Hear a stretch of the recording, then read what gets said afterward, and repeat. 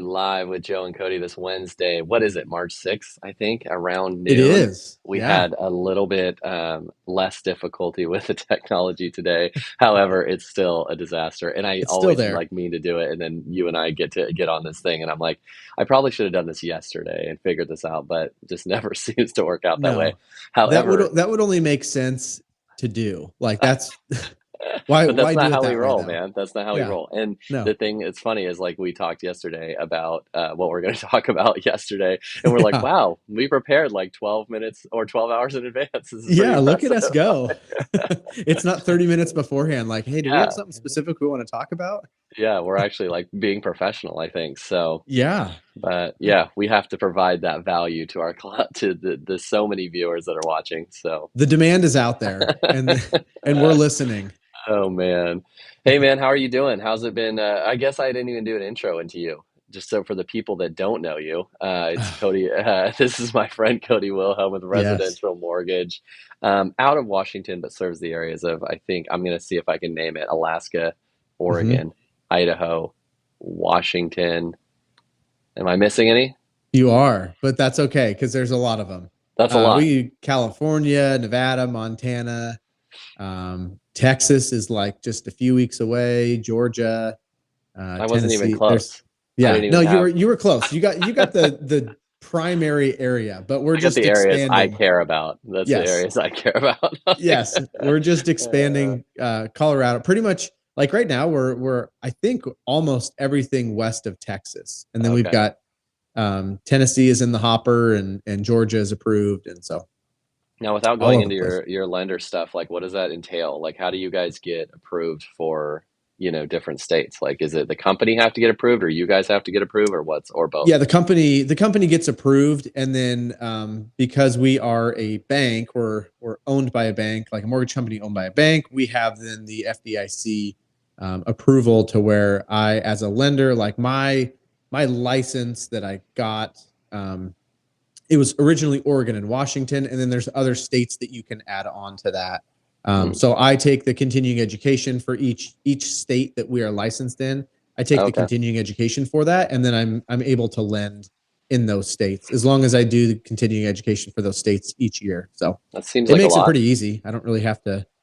I mean, it's hours that you're doing to do the Yeah. continuing education, but I don't really have to like recertify or do anything for Okay. those.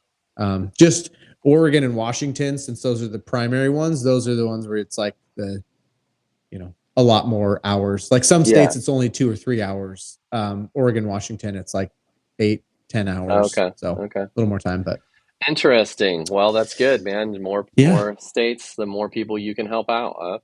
the more the merrier. That's what I say. Hey, well, I wanted, because we prepared and we were Uh-huh. ready last night. Hmm. We don't even know what to do with ourselves. Yeah. I was talking to you about some of the. I've had more and more, especially recently, more and more contingent offers and contingent buyers and contingent sellers, like that are like, Hmm. I'm not moving unless I find a home, and I'm not buying unless we can get rid of our home. So I wanted to chat today because it is, I think, at least anecdotally in my sphere, in my world, the contingent offer, and kind of, I can talk some about what we can do on our end, but something that maybe a lender can do. And I think we may have covered it a little bit with you guys and what you do with that sort of thing, or a different option with lending on that. But I think it's a Hmm. good topic to cover. So, Yeah. my first suggestion, I think, would be to, obviously, is to get pre-approved with every, like, working with a lender in the front end is critical to this process. I have a client that's working, I think, I don't know if he's with you or not. I think he should be with you, but, and should be working with you. But Yeah. anyways, it was the reason I bring it up is because the topic that we had was, they're jumping two steps forward of like, okay, I've got to buy, we got to sell our house, Hmm. and now what? And they come to me, and the first question I ask is, are you pre-approved, and can you get pre-approved? And most people don't do it, like Yeah. for some odd Yeah. reason, and I It's not get it. fun. you don't know, like That's what they think. you don't know what you don't know, and it's like if you only do this process once in your life, twice in your life, I totally get it. But my Hmm. biggest key is to get with the lender on the front end, because not only are you going to be helping them to get pre-approved for what they want to buy, but also you can help with the transition on that contingent purchase and kind of make that seamless process of timelines and different various things that need to be done in order to get a person from their current to their next home. But Hmm.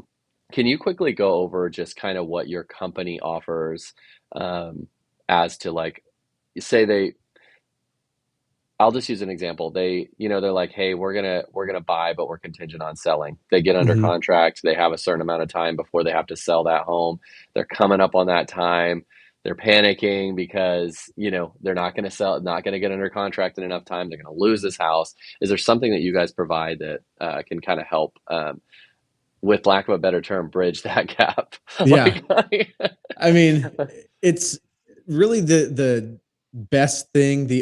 I don't want to say the only thing, but a bridge loan in that type of situation is really ultimately going to be what is going to be best. And kind of like what you just said, it bridges that gap, right? Like the intention of it is it's a short-term loan. It's essentially a home equity line of credit that you take out with the intention of using it for down payment for the next home, knowing that you are going to be selling that home, in a month or whatever it is. So it's a real short-term loan. And the difference being, the short-term nature of it, you can have a home equity line of credit and only have it for 2 months, but it's really just the intention behind it because um, you know every banks want their money, and if yeah. you're only going to pay the interest for a couple months, it's not really beneficial for them to do all that stuff. We don't offer bridge loans, but I know there are some places out there that do. Oh shoot, I But thought you guys did. no, but We there should there just are change places. topics then. We're not going to cover anything I that can't do everything. I'm like, not. I'm okay with that. let's move But they on. just have different. Yeah, they just have different terms on it. Like anything. Like if you're only going to have it for a couple months, then it might be a little bit higher interest, a little higher fees because they know that it's a quick Yeah. transaction. If you have time, I would, especially if I could go back and tell everybody 2 years ago, I'd say take out a home equity line of credit, Yeah. get that set up. We can offer second home or second loans, like a standalone second. Um, but then you start to get into like if you're going to turn it into a rental property, then there's kind of different caveats with it. But the best thing that you can do is get a bridge loan. If you don't have enough down payment, a lot of times people don't realize too that if they have the down payment, if they have just the minimum down payment, they can just take that and still qualify with the other property, purchase it, and then like what we talked about I don't know, a month ago or so, doing a recast. That's a really good way to go. But I know that not everybody has the money Yeah. to be able to put the minimum down payment down. So bridge loan, um, home equity line of credit, maybe if you're going to be holding on to the property. But I do know that a lot of places that don't offer bridge loans will not offer a home equity line of credit if they know up front that it's only going to be there, Used if for. the intention is to purchase another primary residence. But again, some places might be a little more lenient if they know that it's going to turn into an investment property. They're going to hold on to it, and it's not just going to be cashed out right away. That they're going to get it. So So what do you um, guys do? Like, is a HELOC cool with that? Are you guys cool with that? we don't offer HELOCs. You don't. How am I? No, Am I talking to the no. right person here? Like, I literally was like, I was on this track, like I'm gonna find out with Cody all this stuff. I'm sorry, No, so man. we have no. This is good though because it's important for people to understand. We have the only thing that we really have right now here. Like there are some of these products that are used in Alaska because that's where our home base is. But until we get actual banks down here, they're just keeping some of those products for Oh, okay. Alaska based. So yes, That's maybe what technically, I was like thinking of yeah, as they're I they're talked to you quite a offered. bit, and I was It's like just generalizing when I shouldn't have generalized. No, this will just be for the Alaska clients that Okay, can cool. that can access some of that stuff. But for people here, yeah, it's going to be home equity line, bridge loan. Again, you can do like we can do a standalone second loan, um, and so you could use that. It's just again, it's all the intentionality behind it. So it can get a little bit tricky ultimately, Yeah. if you're in a bit of a Well, pinch, but exactly, and that's what it normally is. And I guess like I've had one transaction that comes to mind of how quickly, and obviously we're overgeneralizing, and I'm going to overgeneralize here, but I had a client that, contingent, but they managed to get quickly double qualified um, uh-huh. using stated rental income. I don't know Yep. what you guys have. I've been on a 0 for 2 so far with what you guys do, but hopefully, can you explain like kind of what that entails and what that could mean? And that again is something that I would encourage them to do beforehand. So it's like Yeah. all your options, what can happen in the event that you get up to that panic time. But yeah, go Yeah. ahead. Yeah. So I don't actually do any type of financing. I forgot to tell you that. Yeah, you're just here, I just like you're a volunteer here. fraud. like, Yeah. I just you're come like, into I the office, literally make a hang cup of out. coffee. Yeah. Yes, like I hang out every Wednesday waiting for this moment, and that's This is it. it. Yeah.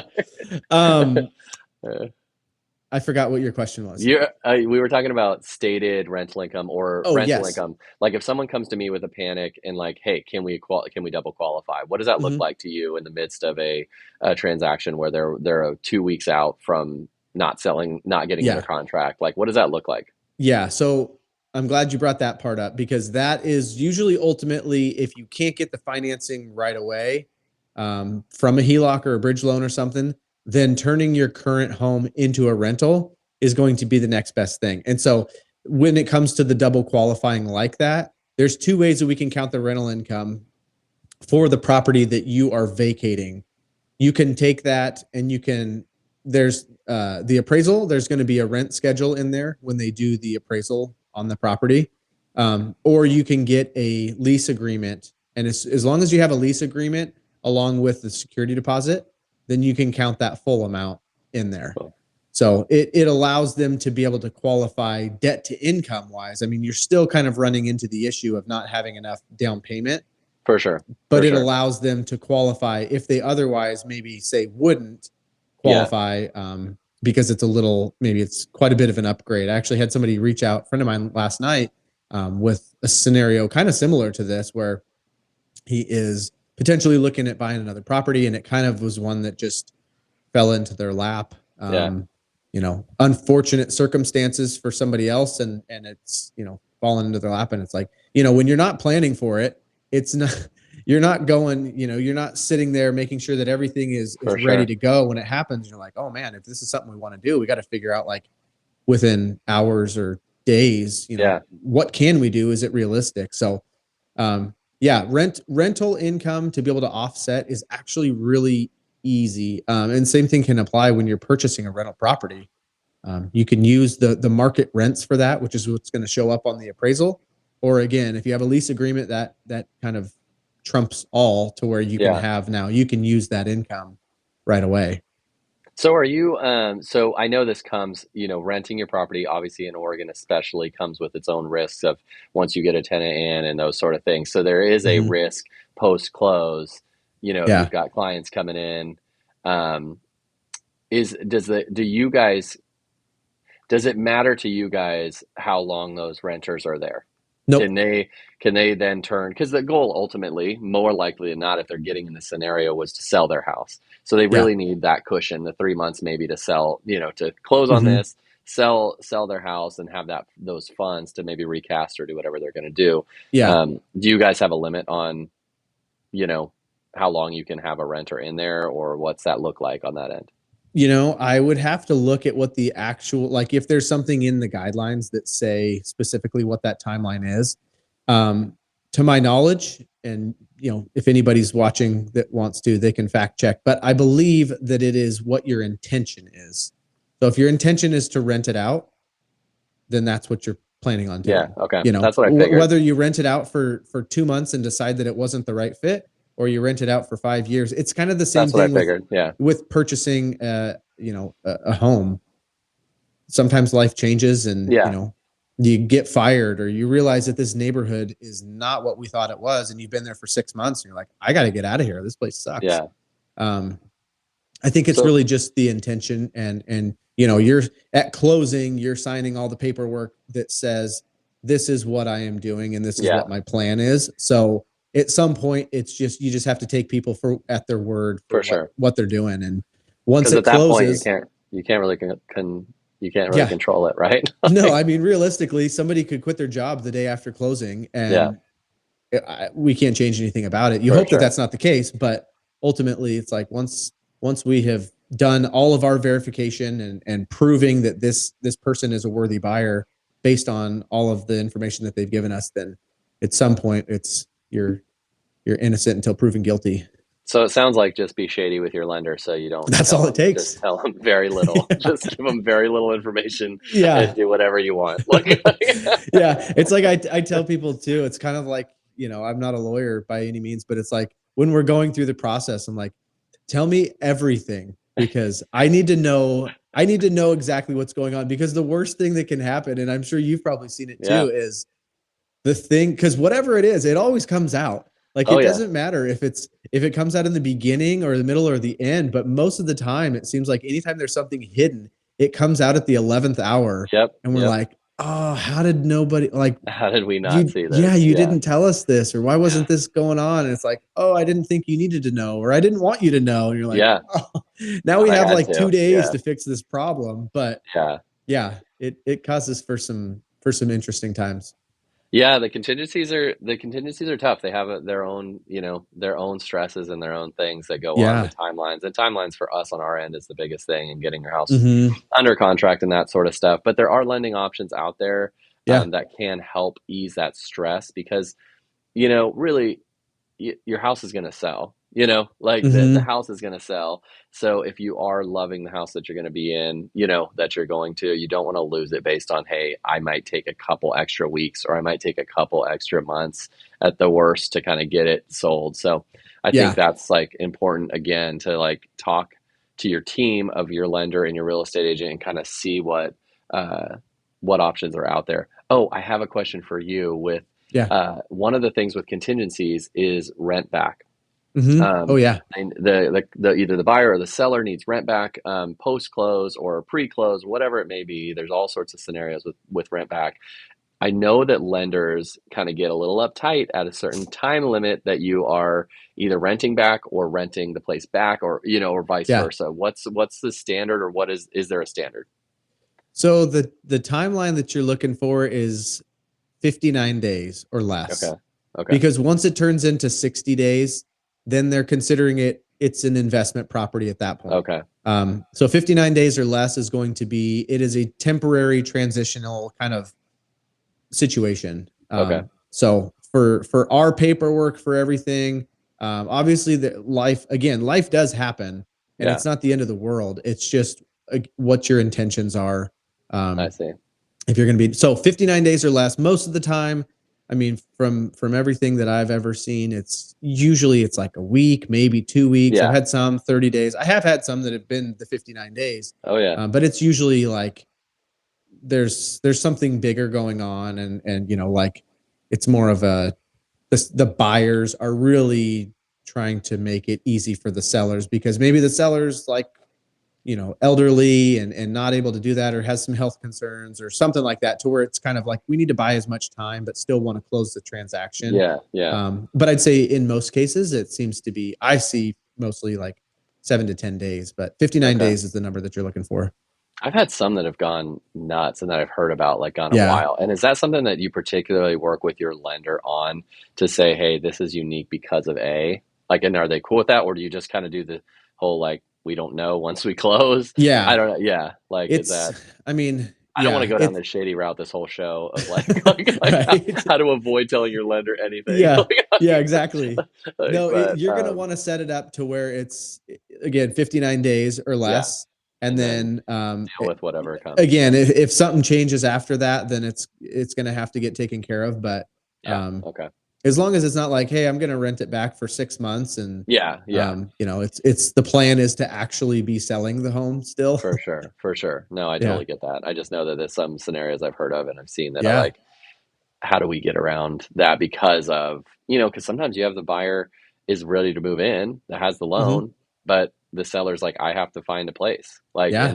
and then you have the seller dragging their feet and they're coming up on and the seller, like, what do they have to lose? You know, so now Hmm. you've got almost a tenant type of thing. So yeah, it Yeah. can get pretty confusing with all that stuff. So Yeah, absolutely. Yeah, we've got one right now where it's kind of it's that situation, but there's no rent back. It's the mm. seller just has not been able to leave the property yet. And so we're like, Oh, we're coming geez, up on a week nightmare. now and they're still working on getting everything out. So, and the buyer obviously doesn't want to close until the Yeah, house is until it's done. cleaned out and how it should be. So you Absolutely. just never know. I It's know. What a as much as nightmare. we both deal with the same, it's the same process every time. It's just a completely different situation every time. Yeah, yeah, for sure. And I think that's why everyone's so unique. I think having, you know, we harp on it both of us all the time is like, and it sounds like we're broken records, but you have to have a team that Mm-hmm. knows what they're doing, that's working together to get you the best deal at the right time in the right place. Because it's like if you just kind of dabble around with an agent or you dabble around with a lender and then you start getting into these contingent offers and start accepting these deals, man, it can go south so fast and you could lose Yeah. money and the house that you want, Mm-hmm. really quickly. So we Yeah. harp on it for a reason. We're not just harassing you. We Yes. harp on it because we know it's better for you. It's like eating your vegetables. like, Everybody knows it's the right thing to do, but candy no bars one look wants to good. do it. Yeah. Okay. Well, thanks, man. Thanks for that Yeah. information. I know like we can cover a lot more with that contingency stuff. I'm sorry to harp on things that your company doesn't provide. So you'll probably Hey, you never know do this what? with me That's again. not But what I'm here for. I'm here to hey, provide information.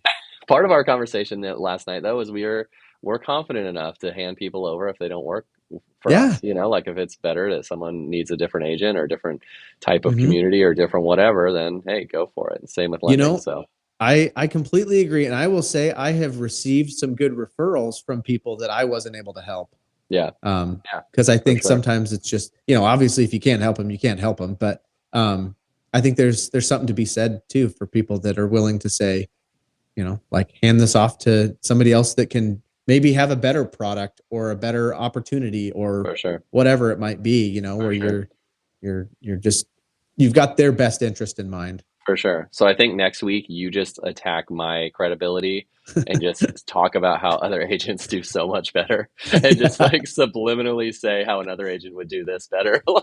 Man, Joe, And it'll like just be an yeah. attack on me. Like, Oh, this is how you do it, huh? Wow, boy. oh, really? Wow. No other agent does that. So, and like, Literally no one. well, thanks, man. It was good talking Yeah, to you, and we will chat. We'll chat again next Wednesday. But we're getting the we'll do it. podcast going.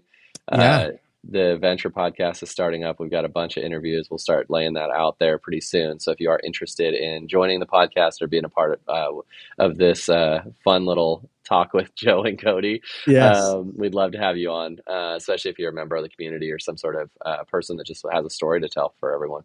Yeah, You and got if there's anything? anybody out there that's listening that is really good at putting podcast information out there in the podcast world, let us know. For sure. We've got a lot of interviews We need, recorded. yeah. We're just we're two guys that are not techie, so we're fumbling our way through it. So if anybody out Well, there knows how to do it, that I would know save us hours. until this live stream, I thought I was good at it, but Yeah, me too. it's like every single time I just like I texted you today, like I have to come on early and figure out this audio stuff. It's a disaster. So, Yeah. anyways, okay. Well, thanks, man. And Yep. yeah, Thank we'll you. chat with you next week.